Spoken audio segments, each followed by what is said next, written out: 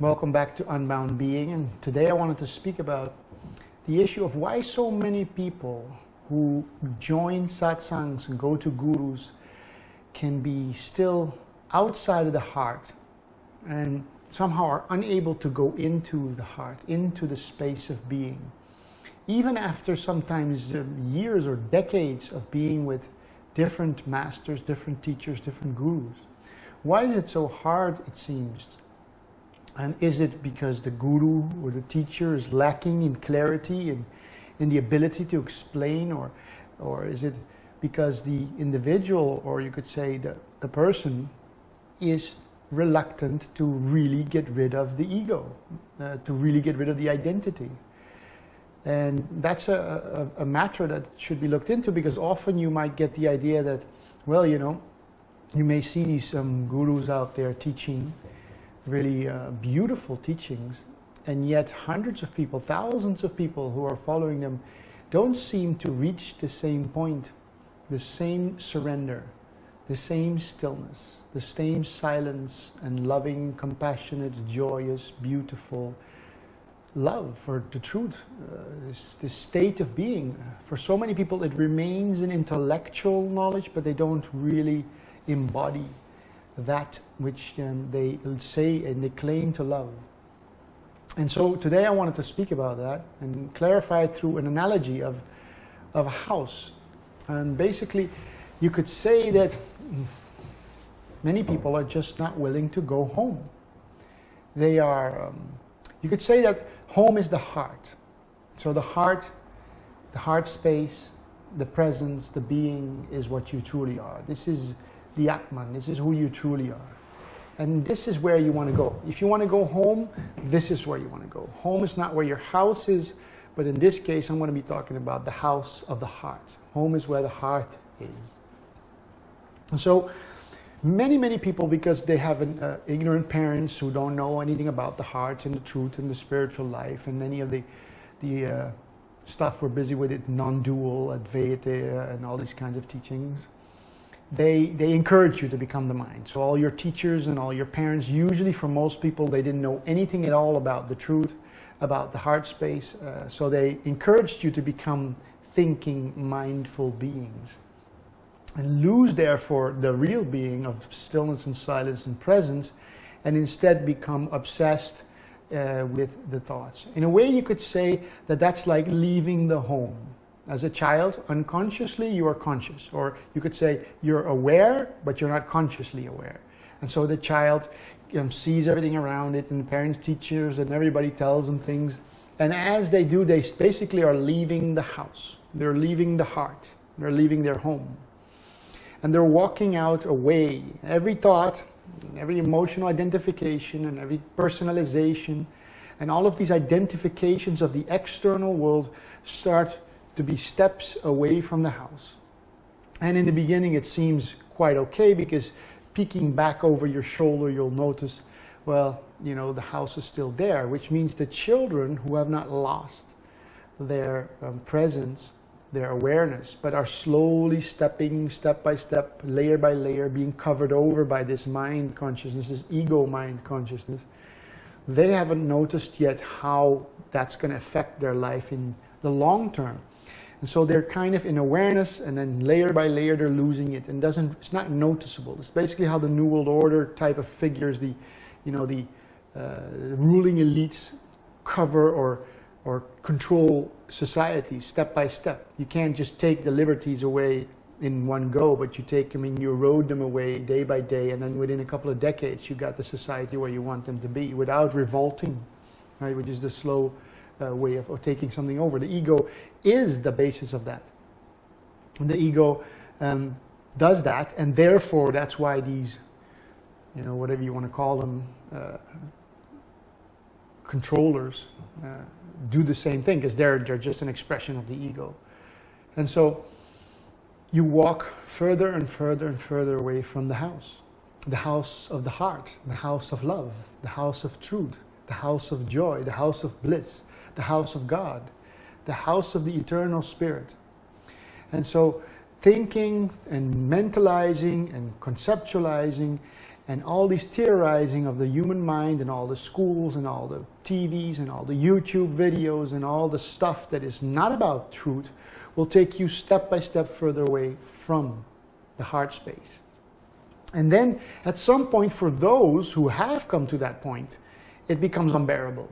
And the unbearability of being removed from your original source and now living in the tormenting, thinking, crazy monkey mind who tyrannizes you with worries about tomorrow, or whether you're going to have financial security, and whether your girlfriend or your boyfriend or your wife or your husband will leave you, or whether they will die, or whether you will die, and whether you have cancer or something else when you feel a pain in the body. And all kinds of worry that turns to anguish, that turns to pure suffering, as the Buddha would say, right? The suffering. Those people who have reached that point where they say, this can't be it. I mean, this can't be it. Look at the world. Look at the people. Look at everybody around me on average. The whole thing is just a complete madhouse of insanity. The politics, everything. It's just corruption every corner you look at, you know. There's billionaires that are stripping the earth, and there's poor people living in sheds in the meantime, and all kinds of things. All an expression of this ego consciousness. And when the individual is ready, and only when the individual is ready, they can start the journey back home. Like the stories from the Bible about the prodigious son that leaves and comes back and recognizes again that he comes from a wealthy family. You have to go back home to the heart. You leave it by going into the mind, and you come back by going back home. Now, often when you're going back home, you're going to run into teachers and gurus, and they're going to show you the way home. They're going to say, look, I've done it, I've gone home, and I'll show you the way. I'll show you at least till the point I have reached back home. And back home, of course, is back into the heart. So the teachings of any guru, any teacher, any master out there, any Advaita or any meditation is all intent of getting you home, getting you back into the heart space. And as they teach you, you'll get it. You'll suddenly start to see again, because when you've been so far away from the house, you can't even see the house. And somebody will point you to the house, and you look there and you're like, I don't see anything, because it's become an invisible thing, because you're so deep in the forest, the house is not even seen anymore. In the deep, dark, delusional forest of the mind, you don't see anything but a bunch of delusions everywhere you look. Illusions and delusions and concepts and mind stories and narratives and all the nonsense you've been taught by the schools and the movies. And so there's nothing to be seen. But when you stay with a teacher long enough, you start to grasp the pointings, and you start to see the home. In the distance maybe at first, but you start to see the home. And the more truthful the teacher, the more honest the teacher, the more home the teacher himself is, and has purified his capability to explain things in a profound and precise way. In other words, creating a spiritual cartography for you so that you can find a map and show you where you're at and where you have to go, and the symptoms of your delusions show you where on the map you are and how close or far away you are from your home, the heart, the true being, the space of presence, that pure, loving space of God.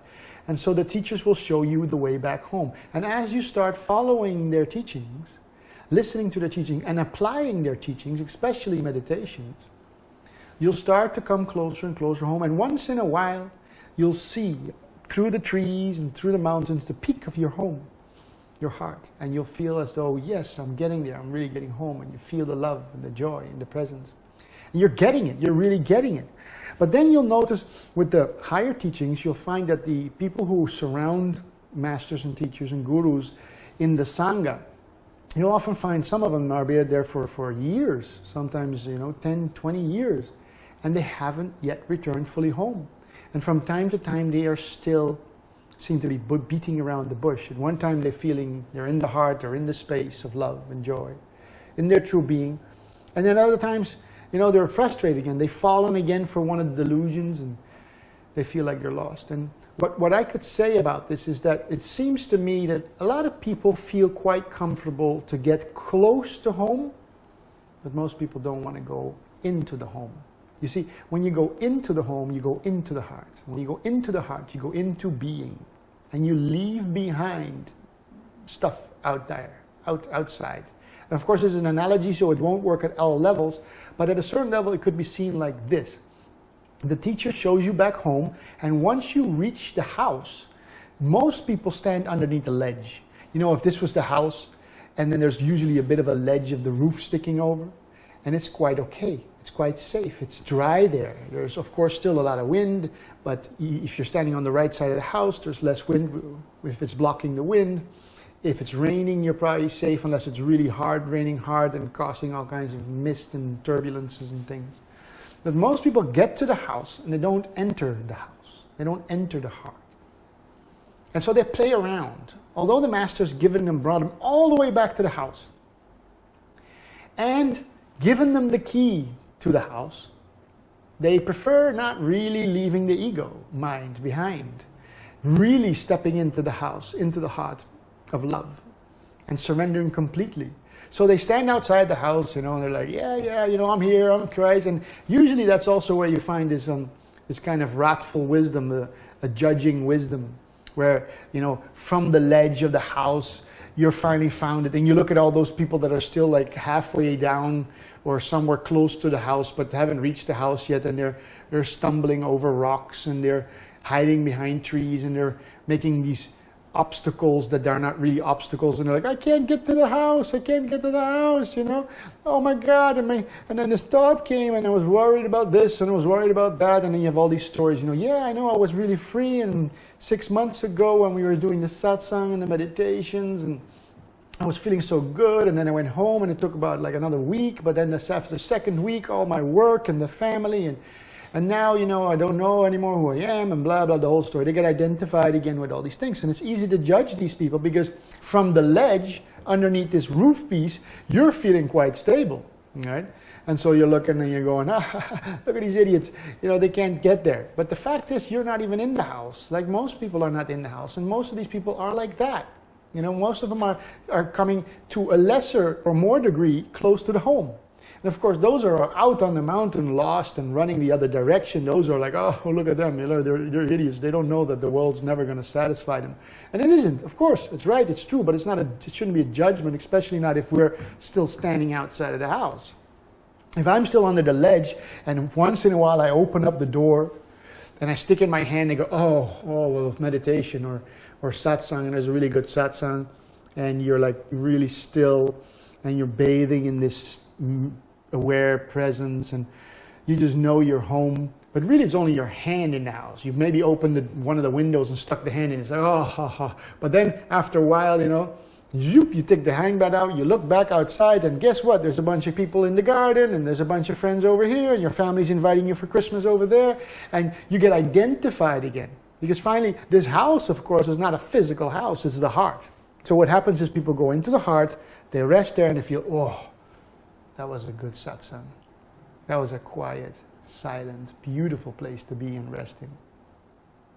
But then, the spatial mental body starts vibrating again, and close the spiritual house, close the heart off again, and go back to that unsafe place of the mind, which is so comfortable but torturing and tormenting. But it can be really safe for a couple of years, right here outside the house. But the master, he who has mastered the mind and lives permanently in the heart, those who are liberated beings, the sages, you know, the teachers, not the teachers, but the masters really, you know, the real masters who have mastered their mind, who are back in the heart space, they're inside the house. And so from time to time, you're out here and the storm comes, and although that you're not really in the storm because you're underneath the ledge, you're still getting the spray, you're still getting the cold, you're still getting the wind, and you're still getting the snow. You're still getting some of the splash, even though you're underneath that ridge of the rooftop of the house. But you're reluctant to move into the house completely, because moving into the house, into the space of the heart, means dying to the personality, dying to the ego, dying to the person, dying to all the identifications, and dying to the necessity to avoid being here and now as empty nothingness, as the space of being, as the present awareness, not having to think, not having to worry, not having to work out anything. Of course, you use the mind practically, but beyond that, it's maybe a couple of minutes a day. But for the rest, no useless mental monkey mind conversations, no narratives about future, past, and where you're going and where you're from. None of those identifications are necessary. In the house, in the absolute safety of the house, of the heart, you don't need any of that. But it means ego death. It means death of that part of the mind that is a useless talker, a useless emotional disturbance, and an identification with the body-mind organism as being the primary state, which it's not. Awareness, present space is the primary state. But resting there completely is, for most people, something they don't do. And so that's mainly why they avoid, they don't get in there. And then they wonder, oh, I'm still getting hit by waves of depression, frustration, irritation. Things still move you in too much of a way, in a disturbing way when things happen in the world between people and family, on the street and in the shops and wherever you are. And so these people are they're kind of like around the master for years, decades, but they don't go in. They don't take that final step and say, okay, put the key in, open the door, go in, and don't come out. Don't come out back into the mind. And stay from the safety of the house, because behind the bulletproof glass of the house, the heart, the real space of awareness where the ego is dead and left outside, anybody can shoot at you at the bulletproof glass of the house, but it's not going to hit you. So this is an analogy that can be used to show where you're at. Are you at the forest still running towards the next car, the next boat, the next business, the next girlfriend, the next boyfriend, the next whatever, the next iPhone 7 Plus 16 503? Or are you on the way back? Are you somewhere halfway? Are you seeing the house yet? Are you next to the house? Do you have the key of the house? And then the question is, are you willing? Are you really willing to be that truthful that you open the door to your heart and you enter the heart space of love and presence, and you leave the ego outside of the door? And no matter how it will knock on the door, will try to kick in the door, you remain unmoved, you remain quiet, because you know that salesman will not get into the house, nor will you go out and step out again for him to take you over. I think that a lot of the students that you see, the disciples, whatever you want to call them, the students, the Sangha, that you see around many teachers who haven't reached the absolute state, and that counts for most of us, is because they're standing safely, semi-safely underneath the ridge of the house of love. Right close to the heart, but not in the heart. Sometimes going into presence, meditation, and silence, surrender and joy. Sometimes touching grace, or having grace touch you, but then pulling back and whoop, not going in completely, because then my mind and my ego structure would have to wither outside in the snow, and most people are not willing to do that. So are you willing to go all the way? Because the reason you're not free yet, the reason you're not liberated yet, is because you're not stepping in completely. So may you step in to your heart space completely today. May you have the strength to be still and silent, and have the courage and dedication to meditate on a daily basis in order to still the mind and return to that empty, silent space, the space of true being, not becoming, but just being, the quiet, empty space of nothing, in order for you to become comfortable and at home, not just outside the house of love, but inside the house of love. So still, so quiet, so surrendered, that you won't want to be anywhere else. Because love, the heart space, is the only place that you want to dwell.